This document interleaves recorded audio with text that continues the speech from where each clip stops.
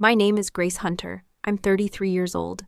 I serve as a Navy SEAL commander for the United States military. That sentence still sounds surreal when I say it out loud. Not because I'm unqualified, but because for most of my life nobody thought I'd amount to much of anything at all. Not even my own family, especially not my sister. Her name is Madison. Colonel Madison Hunter now. She was the golden child, the voice at the dinner table, the name on everyone's lips. I was the shadow, the background, the girl who didn't get invited. I wasn't on the list.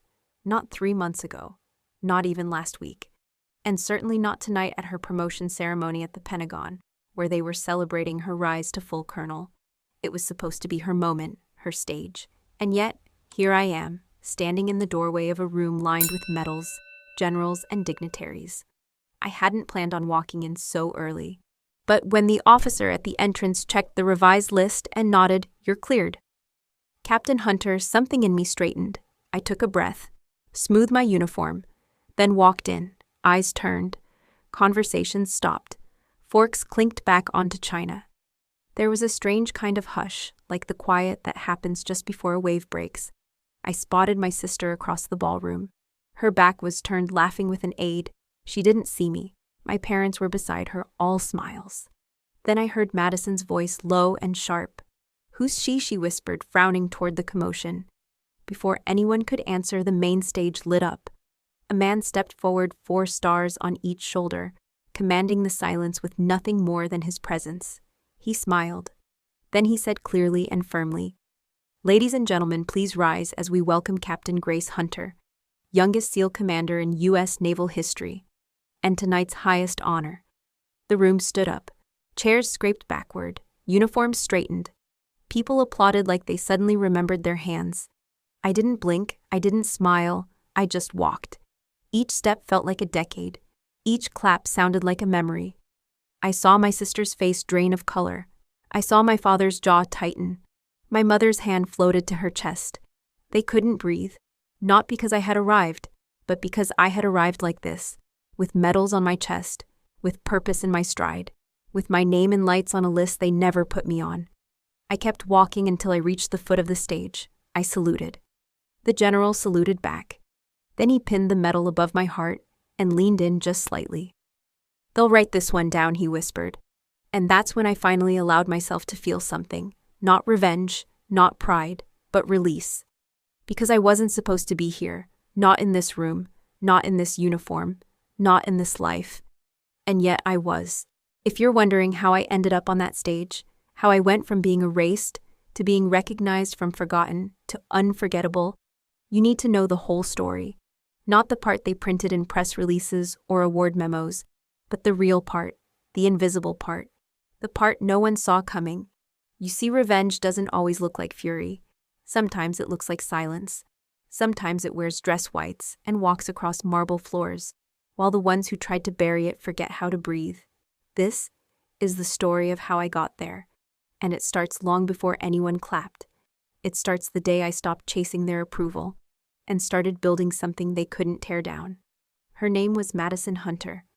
Even when we were little, people used to say she had that officer presence.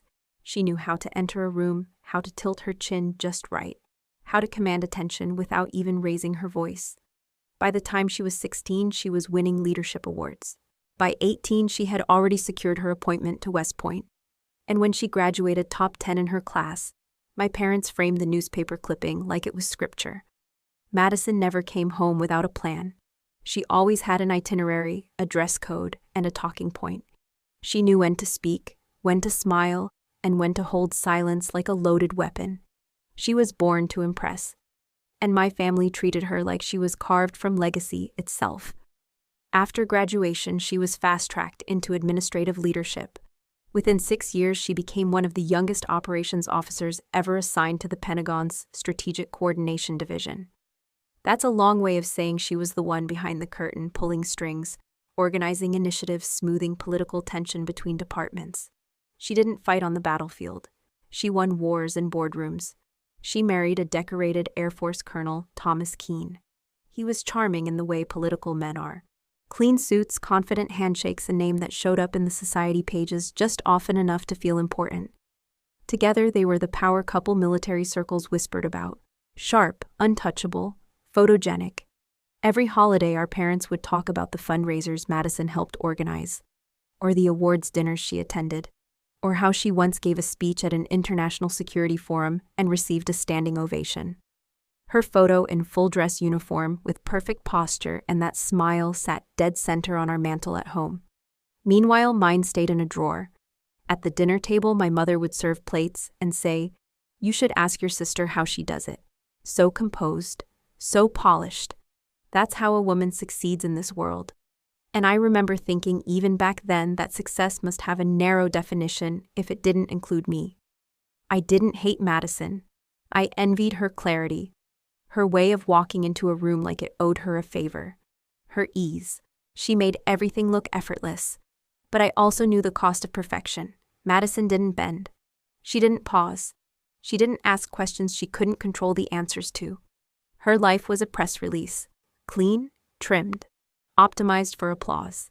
I was the opposite, messy, quiet, hard to categorize. I asked questions people didn't like to answer. I lingered in shadows, not because I was afraid, but because I saw more from the edges. In our house, being different was dangerous, not in the physical sense, but emotionally, spiritually. You could feel it in the way my mother's voice would tighten when I came home covered in mud after training, or how my father would sigh when I showed up in fatigues instead of a blouse and skirt. "Girls shouldn't take risks," my mother once said over tea. "You should learn to live like your sister." I didn't answer, but I remember gripping the cup so tightly the porcelain edge left a dent in my palm. It's not that I wanted to be Madison. I just wanted to be seen without needing to become her. But in my family, visibility required symmetry. To be accepted, you had to fit the shape they recognized. Madison fit. She completed the picture, the story they told about themselves. I was the detail that didn't match the frame. Still, I stayed close. For years, I tried to exist quietly beside her brilliance. I attended the dinners when invited. I smiled in photos when asked. I kept my voice soft, my opinions tempered. But no matter what I did, I was always the afterthought. Always the one who needed adjusting, smoothing, redefining.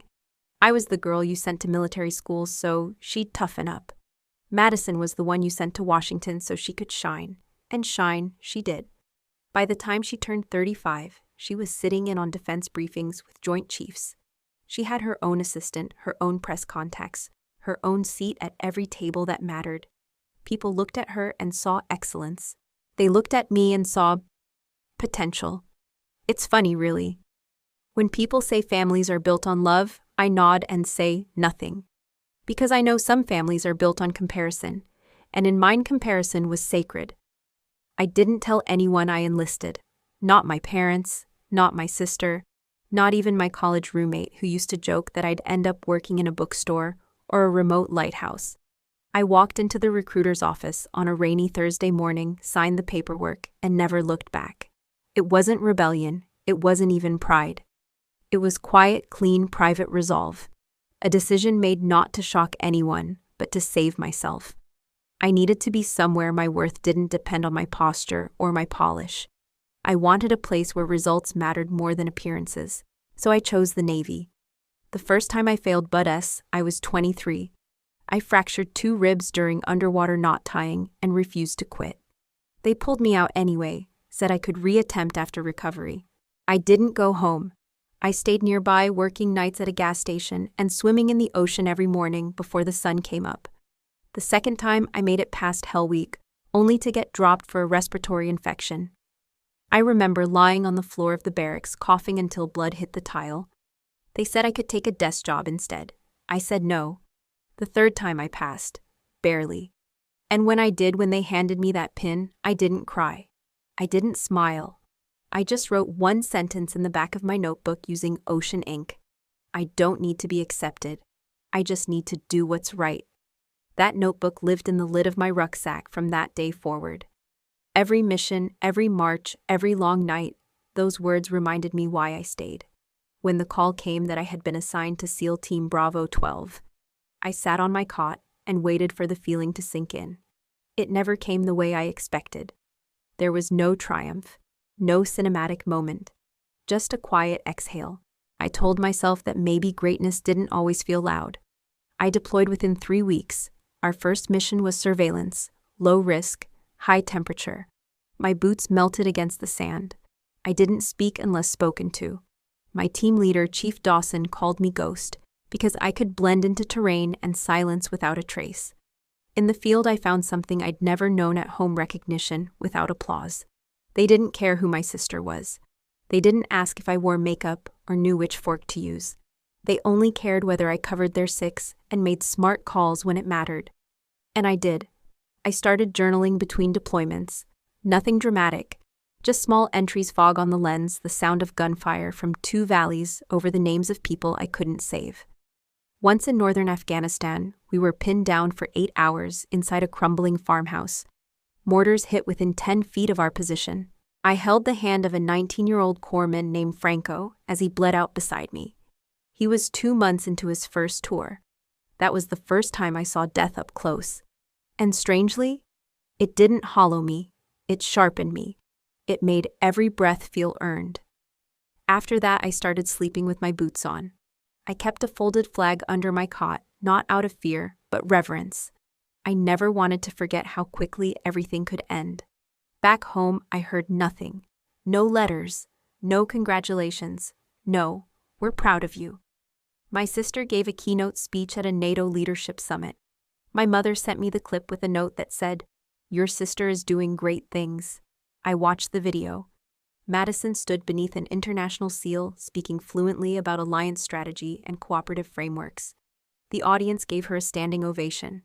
I turned off the screen and went back to writing recon reports. It wasn't that I wanted applause. I just wanted to matter somewhere.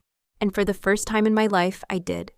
Not in a headline, not on a family mantle, but in the eyes of a teammate whose life depended on mine. They didn't celebrate me with champagne. They nodded, handed me a ration bar, and said, "Nice work, Ghost."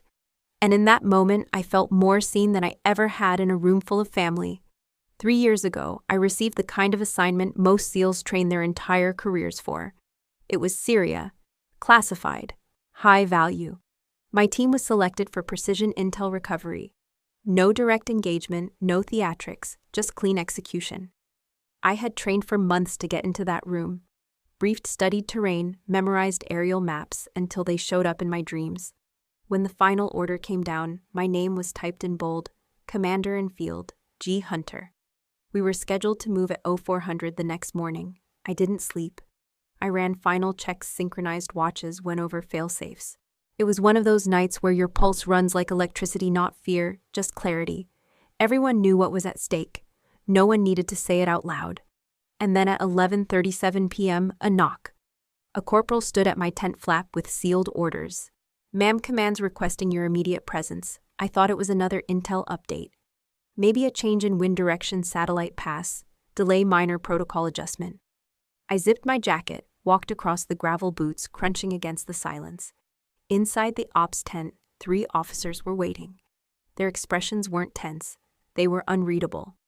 One handed me a file. Effective immediately. Commander Hunter is to be removed from Operation Iron Wave. Flagged for internal review. Risk potential information breach. I thought I misread it.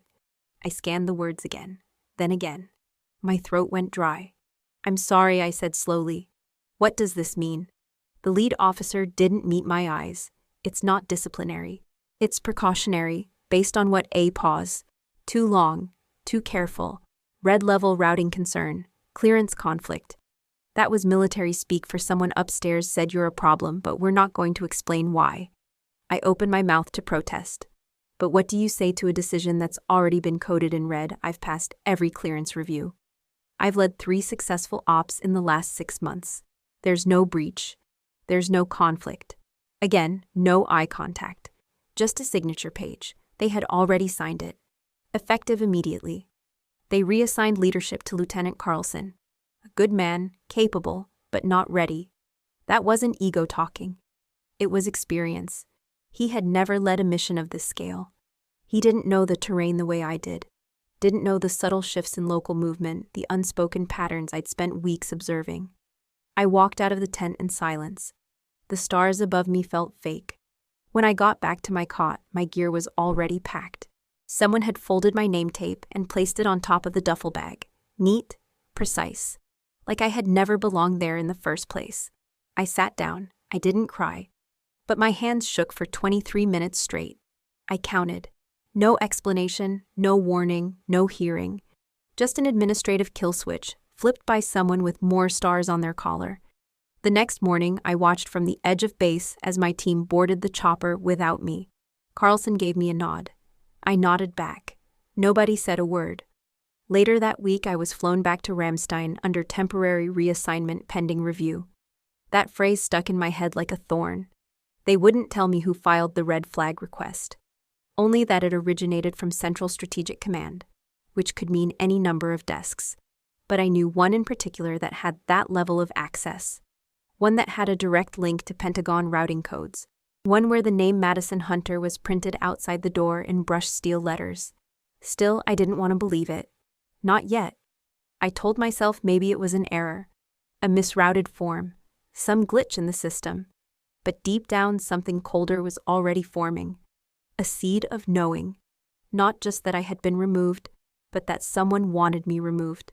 Not for failure, but because I was succeeding. 3 days after I was pulled from the Syria op, I found myself standing in a corridor 12 floors beneath the Pentagon, a place of perfect lighting and polite conversations where real decisions got buried in acronyms and chain of command dead ends. I had spent the last 72 hours asking questions, quietly, carefully. Most people gave me the same look, sympathetic but non-committal, like they knew something but had been told not to say. But one junior officer slipped. He said the request had come from Strategic Operations Review. That meant one name, one desk. I walked the hall without a word badge, clipped face still. When I reached her door, the placard was exactly as I remembered. Lieutenant Colonel Madison Hunter. Office of Strategic Operations. I knocked. Come in, came the voice. She was seated behind a glass desk posture. Perfect coffee, steaming beside an open file. When she looked up, there wasn't even a flicker of surprise. Just a soft smile. "Grace," she said warmly. "I heard you were on site. Everything okay?" I didn't answer. I just placed the red flag removal order on her desk and tapped the bottom line, authorized by Lieutenant Colonel Madison Hunter. She glanced down, then up. Her expression didn't change. "Oh," she said softly. "That." "Yes, that," I repeated. "You signed it." She sighed and folded her hands over the file. "It's not personal, just protocol. The review flagged some inconsistencies in clearance routing. Your name came up. I was in the room. They asked me to verify. You didn't verify," I said flatly. "You authorized." She tilted her head slightly, the way she always did when she was preparing a diplomatic response. "Grace, this kind of thing happens more than you realize. It's temporary, a procedural hiccup. It'll clear in no time. But you knew I was leading the mission." "Yes," she said. "And you've done good work. Then why pull me?" There was a pause, a heartbeat too long. She didn't answer right away. Instead, she walked to the window and looked out. It was ceremonial, like everything she did. When two people from the same family start appearing in too many reports, she said carefully, optics get tricky. Some in leadership expressed concerns about consolidation of name recognition. "Name recognition," I repeated. "You mean having two hunters in active command?" She didn't look at me, just stared at the skyline, like it held the answers she needed. "It's not about ego, Grace. It's about clarity, presentation, public perception." I laughed once, short and sharp. I didn't realize the battlefield cared about press kits. Now she looked at me, not angry, not even defensive, just calm. "You've worked hard." No one's denying that. But sometimes timing matters. Visibility matters. We can't always control how the narrative forms. And that's when I knew. This wasn't a mistake. It wasn't a glitch. It wasn't about security or protocol or some unseen threat. It was about branding. And I was a redundancy she didn't want on the books. I left without another word. Back at base, my new orders arrived reassigned to Naval Training Command. Female Candidate Development, San Diego. It was a polite way of saying sit down, stay out of the way. They didn't strip my rank. Just my role. Just my purpose. For weeks, I taught room-clearing exercises to teenagers who thought a rifle was just a video game prop. I signed off on obstacle course evaluations and gave pep talks to recruits with perfect ponytails. They had no idea who I was. And maybe that was the point. Each day I folded into a life that had no edge, no fight, just spreadsheets and training drills and a smile that never quite reached my eyes. At night, I'd stare at my rucksack, the one with my name, my record, my legacy inside, and wonder how quickly someone else could make all of it disappear. Apparently, all it took was a signature from someone who once braided my hair before the first day of school. San Diego looked nothing like the places I'd been deployed. There was sun, too much sun, sand that didn't burn, civilians jogging past the gates like they had nothing to fear. I remember thinking the first morning I woke up there that the quiet didn't feel like peace. It felt like absence. Naval Training Command, Female Candidate Development Division. That was the title on my new assignment file. Sounds official, purposeful. But we all knew what it was, the corner of the military where careers went to soften. They gave me a whistle, a clipboard, a room in a converted barracks with peeling paint and a broken lock. I didn't unpack. My job was to train female recruits, most of them college dropouts, legacy kids who didn't make it through officer candidate school, or high-energy civilians who had no idea what they'd signed up for. They called me ma'am or Miss Hunter. I told them to stop doing both. You can call me Grace, I said, or Commander, whichever one helps you move faster. Every morning started the same. Rain or not, I walked them to the obstacle course at 0500. Some cried the first week. Others broke down during underwater confidence drills. I kept my tone even. I didn't yell. I didn't inspire. I just showed up. I taught them how to clear a room with no ammo and low visibility. I taught them how to control breathing under water pressure. I taught them how to read terrain with their hands, not their eyes. Most of them failed, not because they weren't strong, but because no one had ever told them they could be. This was the place for the almosts, the too emotional, the too soft, the girls who had tried to fit somewhere else and gotten rejected. And I was just one of them now, a more decorated version of their story. They didn't know who I used to be. I never told them. But sometimes when they thought I wasn't listening, I'd hear one whisper. She doesn't blink when the flashbangs go off. Or I think she's seen real stuff. They were right. But I didn't need them to know. What I needed was to not forget. So I wrote. Every night. Same notebook. Same ocean ink pen. I wrote about the old ops. About the mission I never got to lead. About Franco and Dawson and the dirt walls of the farmhouse that still showed up in my sleep. I taped the Syria mission file inside the lid of my locker. Not the official version. My version. The maps I'd drawn by hand. The entry and exit points. The satellite timing I'd memorized like scripture. That locker became my anchor. I'd open it every morning, press my palm against the metal, and remind myself, this is not the end. It didn't matter that I wasn't in the field. It didn't matter that the uniform felt heavier here than it ever did under fire. What mattered was that I remembered who I was when no one else did. Sometimes late at night I'd walk the track alone. No lights, no watch. Just boots and memory. I'd hear my old team's voices in the wind. Ghosts, not dead, just far. They were still out there fighting, serving, bleeding for something that once made sense. And I was here, teaching 19-year-olds how to carry a pack without tipping over. The bitterness came in waves, quiet ones. But I never let it show. Because if they had taken my command, they weren't going to take my composure too. So I stood straight, counted cadence, graded drills, and when I saw sparks, tiny flashes of potential in the recruits who refused to quit, I pushed them harder.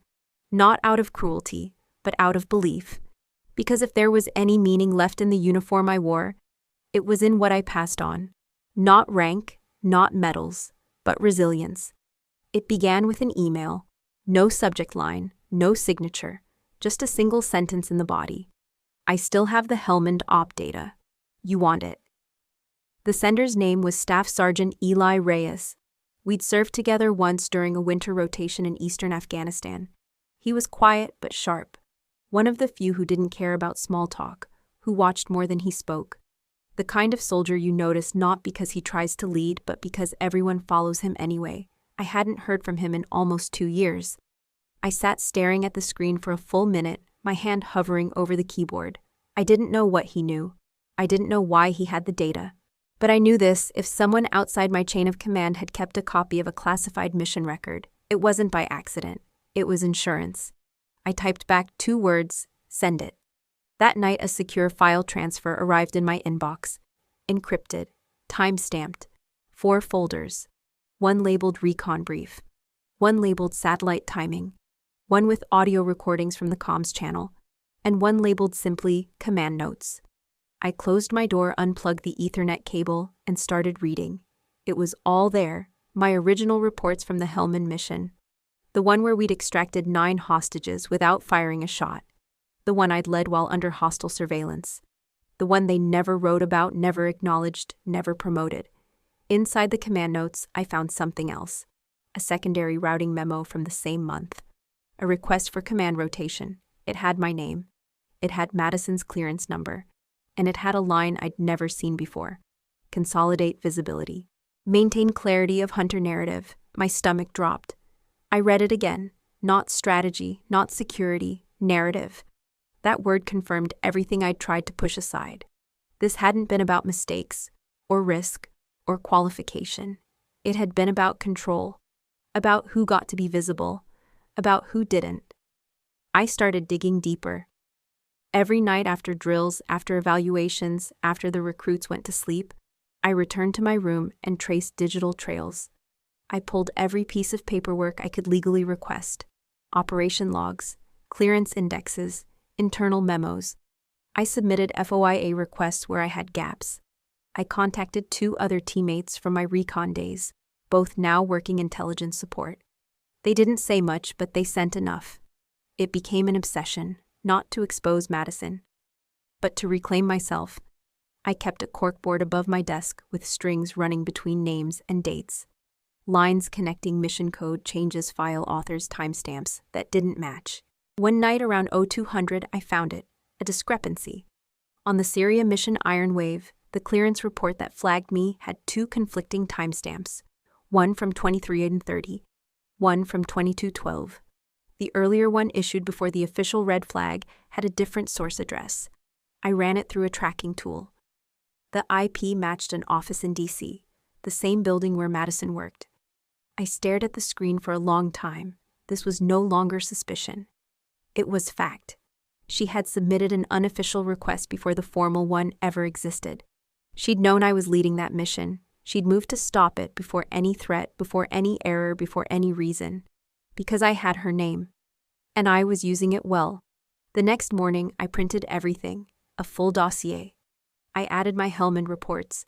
I added the satellite logs. I included a transcript of our mission debrief. I bound it all together and wrote one sentence on the cover page: silence is not submission. Then I sent it to NCIS. No commentary, no accusation. Just the truth, organized and undeniable. I didn't expect a response. That's the thing about fighting shadows, you rarely know if anyone will notice. But I wasn't doing it to be noticed. I was doing it to stop feeling erased. That night I walked the track again. No moon. Just the distant hum of the barracks power generators. My boots pressed against the gravel like they were remembering something. In my mind I could still hear Madison's voice. It's not personal, it's just protocol. But now I knew better, and knowledge even in silence is power. I stood at the far corner of the field, where the wind always caught hardest, pulled the Syria map from my jacket, and stared at the hand-drawn lines one more time. Each arrow, each marker, each plan that had never been executed. This was mine, this was real, and no amount of buried paperwork could take it from me anymore. If they wanted to forget what I'd done, fine. But I wasn't going to help them do it. When NCIS acknowledged receipt of my report, they didn't respond with congratulations. There was no apology, no retraction. Just a notification that my record had been reviewed and that my operational clearance had been reinstated pending reassignment. It wasn't vindication, it was temporary status, a probationary return, but it was enough. I reported to a desk officer at Joint Task Force Command. They gave me a list of open assignments. Most were low-tier, logistics, observation, risk assessments. I scanned the list once, then stopped at the final entry, Gulf of Oman. Oil tanker hostage situation. Command vacant after 3 prior refusals. I looked at the officer. I'll take that one. He blinked. You sure the last 2 declined for safety issues? That crew's been stuck for over 40 hours. I'm sure. The flight was quiet. The air cold and clinical. 4 hours in, I took out my notebook and wrote a single line across the top, no names. Just responsibilities. I reviewed the brief: 1 commercial oil tanker, 6 civilian crew members, hijacked near the Hormuz Strait. Pirates were well armed, unverified in number. Satellite feed showed no demands, just radio silence. When I landed, my gear was already waiting: tactical vest, comms, an M4. I hadn't held in over a year. I took inventory, checked calibration, then turned to the strike team briefing. We'd have 4: Sergeant Devers, infantry specialist with counter-piracy background; Corpsman Yates, field medic who'd done 3 tours in Kabul; Petty Officer Lynn, a drone tech with unmatched aerial mapping skills; and me. No one asked why I was leading. No one looked twice at the name. The mission window was tight. A 2-hour approach under cover of night using an unmanned raft to reach the tanker's stern. Entry through the lower cargo hold. Identify hostage locations. Neutralize threats. Exfiltrate, same route. At Aero 200 we launched. The raft made no noise, just the sound of wind against plastic seams. The tanker loomed ahead like a silent fortress, black against black water. We clipped in, ascended the ladder, and made entry. Inside, it was colder than expected. Metal and diesel and salt. We split into 2 teams. Lynn monitored infrared from a portable drone. Yates and I took the lower corridor. Devers took the top deck. First contact was fast. 2 pirates near the bridge, armed, alert. Lynn disabled lights using signal disruptors. I advanced with Yates. One went down with a trank. The other ran straight into Devers. Within 15 minutes, we located the crew. Bound, dehydrated but alive. No casualties. Extraction was slow but steady. No gunfire, no casualties. Just hand signals, coordination, and quiet resolve. By 0500 we were out. No medals were given that morning, no press photos, no salutes. When we returned to base, I submitted a 1-page report to the Office of Command. It read, target location secure, 6 hostages retrieved, 0 casualties, all personnel returned. Underneath I added one more sentence: everyone came home. Then I signed Captain Grace Hunter. 2 days later, Command sent word. My status was no longer provisional. It was permanent. I folded the message, slipped it into my journal, and turned the page. Because there was more work to do. And I wasn't done writing yet. They didn't throw a parade. They didn't even shake my hand. But I didn't need applause. I needed the truth to live somewhere besides my chest. And it finally did. 3 weeks after Omen, I received an internal memo brief. Bureaucratic. My record had been corrected. Every notation regarding the Syria incident had been removed. Not sealed, not archived, erased. It no longer existed, not in any database, not on any terminal, not in any officer's file. But I remembered it. Every word, every slight. I read the memo 3 times. Then I closed my laptop, sat in silence, and let the cold air from the barracks window fill my lungs. It wasn't vindication, not yet, but it was acknowledgement. A silent admission that they'd gotten it wrong. The next week, something else arrived. An envelope, unmarked.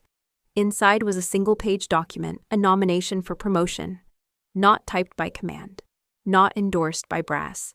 Handwritten by Sergeant Devers, Corpsman Yates, and Petty Officer Lynn. They had filed it together. Under the section, Reason for Recommendation, someone had scribbled in block letters: she led when others fled. She delivered when others debated. She brought us home. Below were 3 signatures. No stamps, no political cushioning. Just truth from the field. I held the paper in both hands like it was made of glass. Then I folded it, placed it in my journal next to the Omen report, and said nothing. Because I had learned the value of silence. That month I was called into a modest room. No stage, no cameras. Just a few chairs, a metal table, and a general I hadn't met before. He didn't say much. Just read a few citations, asked me to stand, and placed a medal in my palm, not on my chest. As if he understood I preferred to carry it, not wear it. It was the Silver Star, one of the military's highest honors for valor in combat. He said, "This is for leadership under impossible odds. I nodded. Thank you, sir. Then I left. No photos were taken, no announcements were made. But my name had begun to circulate in whispers, in debriefs, in the invisible spaces between operations where reputation is born. Not from words, but from consequences. I was no longer Hunter probationary. I was Captain Grace Hunter, and not because I demanded it, but because I had proved it. At the mess hall that night, no one clapped. But a private passed me an extra tray. A tech sergeant offered his last protein bar. And the base cook, who hadn't said a word to me in 4 months, nodded once when I walked past. It was enough. Recognition in my world didn't come in speeches. It came in shared rations. In teammates willing to sign your name beside theirs. In risk offered freely when you asked them to follow. The honor wasn't the medal. It was the quiet trust that I would be called again, and that they would come. The invitation never came, not from her, not from my parents, not from anyone in our family, but the directive did. It arrived through official channels straight from the Office of Joint Operations. A formal request I was to appear as an honored guest at the upcoming ceremony scheduled at Arlington. No further details, no room for questions. The date, June 14th, Flag Day. The same day my sister Madison Hunter was scheduled to receive her promotion to full colonel. I stared at the notice, reread the seal, then placed it next to the other envelope on my desk, this one marked with a golden eagle and a formal RSVP card for a different event. My own. That same afternoon, I was to be formally inducted as the youngest SEAL team commander in U.S. history. 2 ceremonies, 1 day, no overlap, except the air we would breathe. I made my choice. I woke up at 0400. There was no sleep the night before, just movement, steam from the iron, polishing boots in silence, checking every stitch on the uniform I hadn't worn in 3 years, not since I had folded it up in anger and shame and tucked it deep in the back of my locker. Today I pulled it out, pressed every line, replaced every pin, and for the first time in over 1,000 days, I fastened my nameplate, Hunter. No rank, no title, just the name I refused to let them steal. By 0600, I was standing in front of the mirror. The uniform hugged close, structured, resolute. I brushed the last speck of lint off my shoulder, adjusted the cuffs, and stared hard. Not at the scars, at the steadiness. The woman staring back was no longer waiting to be acknowledged. She had written her own orders, fought her own silence, and survived her own erasure. Now she would walk into the same room as the one who signed it. The venue was a stone hall, sunlit and rigid. Red, white, blue bunting framed the stage. Rows of silver chairs lined the room, each tagged with the names of senior officials, family members, and civilian guests. My name wasn't on any seat, but a junior officer approached me near the entrance and handed me a printed slip. You'll be seated in the front. 2nd row, to the right of the flag. He didn't meet my eyes. He didn't need to. Everyone in the building had already seen the morning dispatch, the one that began circulating just hours earlier. Captain Grace Hunter named youngest SEAL commander in naval history. I could feel the shift, the sudden weight in the air, the quiet calculations behind every turned neck. And then I saw her, Madison. She stood near the podium speaking with a cluster of high-ranking officers, smiling that polished, immovable smile. Hair in a tight bun, ribboned sash over her left shoulder, her posture perfect, her hands folded neatly. She hadn't changed. Or maybe she had. Maybe the only thing that changed was how I saw her now. She glanced over and froze. A flicker, not fear, not recognition, just calculation. As if she were assessing a variable she hadn't accounted for, as if I wasn't part of the script. She didn't nod, didn't wave. Instead, she leaned to whisper something to her aide. Then she turned back to the group, resumed her composure, and continued as if nothing had happened. I walked slowly to my seat, heels firm against the tile floor, each step deliberate. 2nd row, right of the flag. No one dared block my path. The ceremony began with the national anthem. Everyone stood. I stood straighter. Then came the opening remarks from a general I had only met once before. His voice was even, but I noticed a slight change in tone as he shifted from honoring our exemplary officers to listing those in attendance. And today he said, glancing at his notes, We're joined by Captain Grace Hunter, the Navy's youngest SEAL team commander, awarded the Silver Star for distinguished service in maritime hostage operations. Silence. Then applause. Not thunderous, but real, and unmistakably directed at me. I didn't stand. I didn't smile. I simply nodded once. Across the aisle, Madison's smile faltered. Just slightly, but I saw it. And I knew she saw me, not as her sister, but as the version of me she had tried to erase. When the aide called my name, I stood. The room stood with me. It wasn't a standing ovation, at least not in the traditional sense. No whistles, no cheers, just chairs pushed back in unison, boots shifting, metals brushing against uniforms, hundreds of bodies rising at once out of instinct or protocol or something else, maybe acknowledgement, maybe reckoning. Madison turned. Her eyes widened, not in joy but confusion, like she was seeing someone she hadn't calculated into the equation, like she had forgotten that shadows too can walk back into the light. She whispered something to the officer beside her. I saw the twitch in her cheek, the tight grip on her commendation folder. Her posture didn't falter, but her mask cracked. Just enough for me to see behind it. Just enough for her to know. I saw. The general walked to the podium. He didn't clear his throat, didn't wait for silence. He simply began. We gather today not only to honor achievement, but to remember integrity. We often applaud titles. We often reward timing.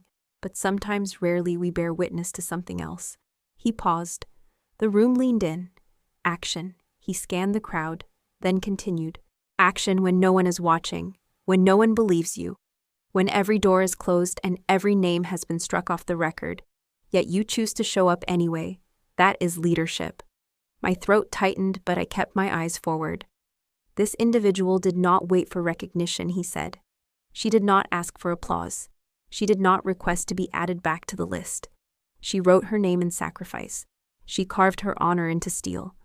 He stepped aside. Captain Grace Hunter, front and center. My legs moved before I could think.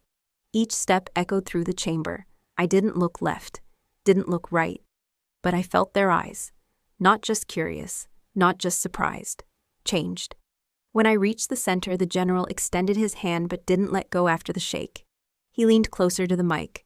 Welcome, Captain Grace Hunter, he said. Youngest SEAL commander in our Navy's history. Today this room stands not because you were invited, but because you refused to stay silent. The room remained standing. The claps that followed weren't loud, but they were heavy. They came from fists that had held rifles, from palms that had bandaged wounds, from officers who had once passed me in corridors without a glance. Now they saw. Now they remembered. Madison did not clap. She stood motionless, hands tight at her sides. Her lips moved barely. Who's she? But no one answered. Because the question had already been answered. The general turned to me. Would you like to say a few words, Captain? I took the microphone. Held it without trembling. My voice didn't shake. I am Grace Hunter, I said. I don't stand here today because anyone cleared my name. I stand because I never gave it up. Silence. I scanned the faces not for validation, but for memory. I wanted them to remember.